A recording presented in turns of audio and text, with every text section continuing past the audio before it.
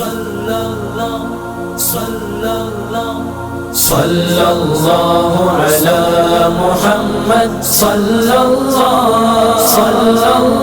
അസ്സലാമു അലൈക്കും വറഹ്മത്തുള്ളാഹി തആല വബറകാതുഹു. വിവാഹ ജീവിതത്തിലെ ആദ്യ രാത്രി സ്വപ്നങ്ങൾ സാക്ഷാത്കരിക്കപ്പെടുന്ന രാത്രിയാണ്. കുടുംബജീവിതത്തിന്റെ ഒന്നാമത്തെ സ്റ്റേജാണ് അത്.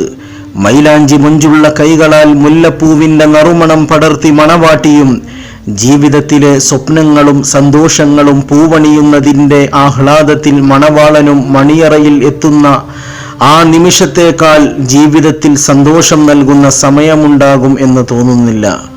വൈവാഹിക ജീവിതത്തിലേക്ക് കാലെടുത്തു വെക്കുന്ന നവദമ്പതിമാർ മണിയറയിൽ ചെയ്യാൻ ചില അമലുകൾ ഇസ്ലാം പഠിപ്പിച്ചിട്ടുണ്ട്.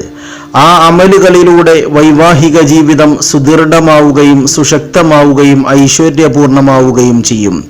ഒന്നാമതായി ഇസ്ലാം പഠിപ്പിച്ചു, നവദമ്പതിമാർ വുളു എടുത്ത് സുന്നത്ത് 2 റക്അത്ത് നമസ്കരിക്കണം. ശേഷം വൈവാഹിക ജീവിതത്തിലെ നന്മക്കും ഐശ്വര്യത്തിനും വേണ്ടി പ്രാർത്ഥിക്കണം. മഹാനായ അബൂദറുൽ ഗിഫാരി, അബ്ദുല്ലാഹി ബിൻ മസ്ഊദ്, ഹുദൈഫത്തുൽ യമാനി തുടങ്ങിയ പ്രമുഖരായ സ്വഹാബാക്കൾ ഇത് അംഗീകരിച്ചതായി ഹദീസുകളിൽ കാണാൻ കഴിയും.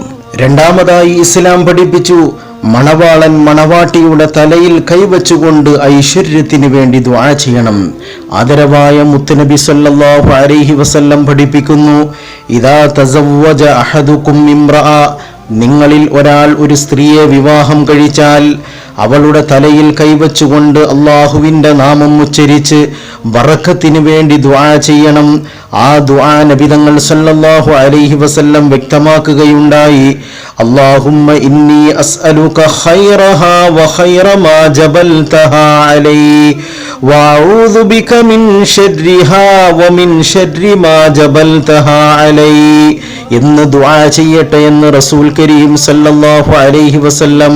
ഇങ്ങനെ പ്രാർത്ഥനകൾ കൊണ്ടും നന്മയായ കാര്യങ്ങളെ കൊണ്ടുമായിരിക്കണം മഹത്തായ വൈവാഹിക ജീവിതത്തെ ആരംഭിക്കേണ്ടത്.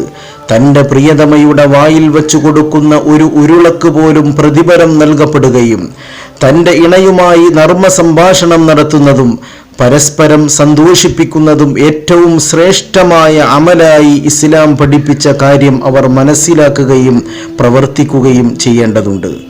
മൂന്നാമതായി ഇസ്ലാം പഠിപ്പിച്ചു, മധുര പലഹാരങ്ങളും മധുര പാനീയങ്ങളും പരസ്പരം കൈമാറണം. അത് സുത്യർഹമായ കാര്യമാണ്. ഇമാം അഹ്മദ് റഹ്മത്തുള്ളാഹി അലൈഹി ഉദ്ധരിക്കുന്ന ഹദീസ്, അസ്മാ ബിൻത് യസീദ് റളിയല്ലാഹു തആല അൻഹ ആയിഷ ബീവിയെ അണിയിച്ചൊരുക്കി.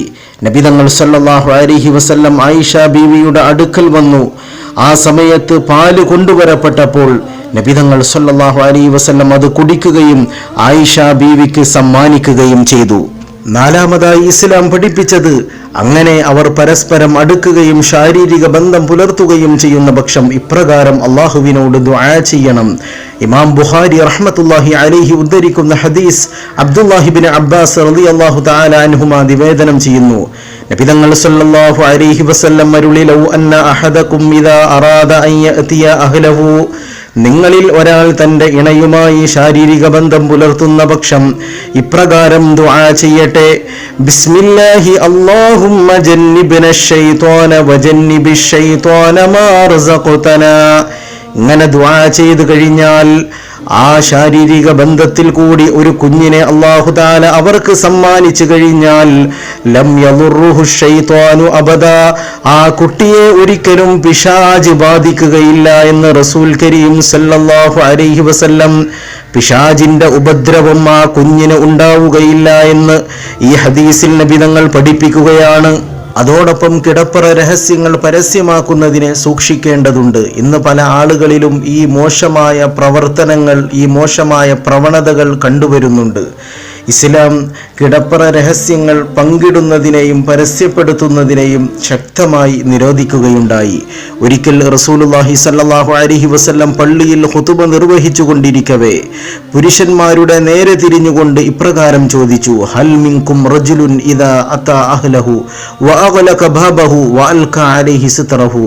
കതകുകൾ അടച്ച് തിരശീലകൾ താഴ്ത്തി ഭാര്യയെ സമീപിച്ച ശേഷം കൂട്ടുകാരോടൊപ്പം ഇരുന്ന് ഞാൻ ഇന്നലെ ഇങ്ങനെ ചെയ്തു എന്ന് പറയുന്ന ഏതെങ്കിലും പുരുഷന്മാർ നിങ്ങളുടെ കൂട്ടത്തിലുണ്ടോ? പുരുഷന്മാർ നിശബ്ദരായിരുന്നു.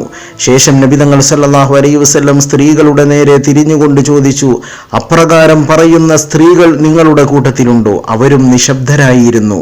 അപ്പോൾ ഒരു ചെറിയ പെൺകുട്ടി മുട്ടുമടക്കി ഇരുന്നു കൊണ്ട് പ്രവാചകന്റെ ശ്രദ്ധ ക്ഷണിച്ചുകൊണ്ട് പറഞ്ഞു, പുരുഷന്മാരും സ്ത്രീകളും ഒരുപോലെ അത് പറയാറുണ്ട് നബിയേ. ഇത് കേട്ടപ്പോൾ അള്ളാഹുവിൻ്റെ പ്രവാചകൻ സല്ലല്ലാഹു അലൈഹി വസല്ലം സഹാബത്തിനോട് പറഞ്ഞു, അത് ഏതുപോലെയാണെന്ന് നിങ്ങൾക്കറിയുമോ?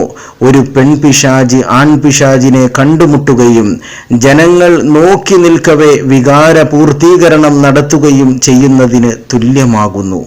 ഇന്ന് പല ആളുകളും ജനങ്ങളുടെ മുമ്പിൽ കിടപ്പറ രഹസ്യങ്ങൾ പങ്കിടുകയും പരസ്യപ്പെടുത്തുകയും ചെയ്യും. അത് പല ആളുകളും റെക്കോർഡ് ചെയ്തുകൊണ്ട് സാമൂഹ്യ മാധ്യമങ്ങളിൽ പ്രചരിപ്പിക്കുകയും ചെയ്യും. അങ്ങനെ ഒരുപാട് പ്രശ്നങ്ങളും ഒരുപാട് പ്രയാസങ്ങളും അതിൽ കൂടി സംഭവിച്ചു കൊണ്ടിരിക്കുന്നു. 1400 വർഷങ്ങൾക്ക് മുമ്പ് ഒരു ഇന്റർനെറ്റ് തരംഗവും ഒരു സൈബർ തരംഗവും കണ്ടിട്ടില്ലാത്ത ആമിനയുടെ പൊന്നുമോൻ മുത്ത് മുഹമ്മദ് മുസ്തഫ സല്ലല്ലാഹു അലൈഹി വസല്ലം ലോകത്തോട് വിളിച്ചു പറഞ്ഞു, നിങ്ങൾ ഒരിക്കലും കിടപ്പറ രഹസ്യങ്ങൾ പരസ്യമാക്കരുത്. അത് ഒരു ആൺപിശാചും പെൺപിശാചും നടുറോട്ടിൽ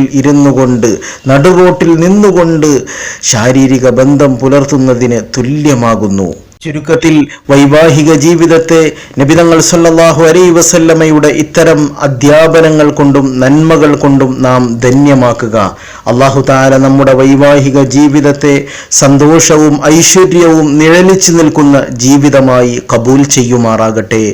ആമീൻ ബിറഹ്മതിക യാ അർഹമർ റഹീമീൻ.